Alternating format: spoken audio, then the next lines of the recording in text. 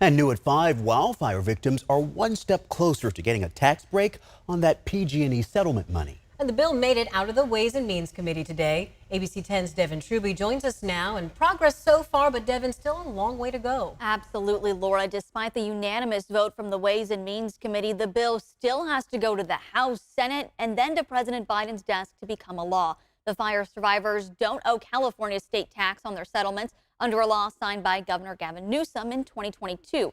But the victims point out that the PG&E bankruptcy settlement, also negotiated by the governor, still doesn't make them whole.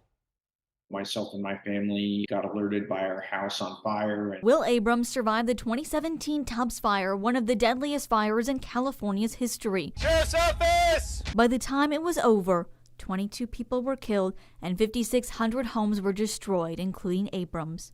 God damn!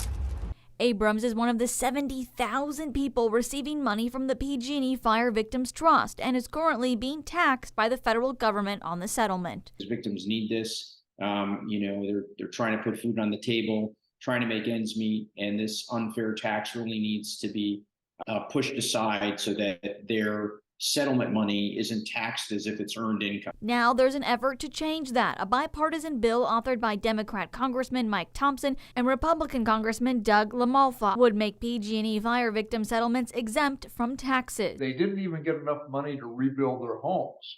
And then on top of that, they were taxed. I think that's wrong. Richard Lane also lost his house in the Tubbs fire. So nobody knew that aspects of our settlements would be taxable. Some of the settlement money, like compensation for lost property, isn't subject to tax, but survivors are being taxed on the money they received for emotional trauma. Don't have a law that makes attorney's fees or emotional distress non-taxable. I am looking at a 5-figure tax liability bill. Victims like Abrams and Lane have been deferring their federal taxes. Lane has run the numbers and knows he most likely won't receive his full settlement. PG&E paid the Victims Trust half in cash, half in PG&E stock, which hasn't done as well as projected. He says taxes make that hit even worse. Hoping that we will achieve 70% of our settlements.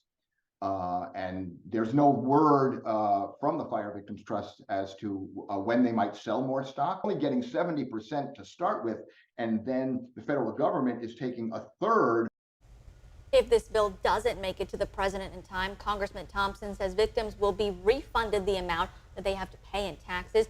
If this becomes a law, it would apply to critical disasters across the nation, from hurricane survivors in the South to those recovering from the train derailments earlier this year in the Midwest as well. Yeah, and lots of implications here for everyone across the country. Devin, this doesn't end here. We know that the survivors will continue to ask for deferments until this bill is passed. We know you'll be tracking it. Devin, thank you.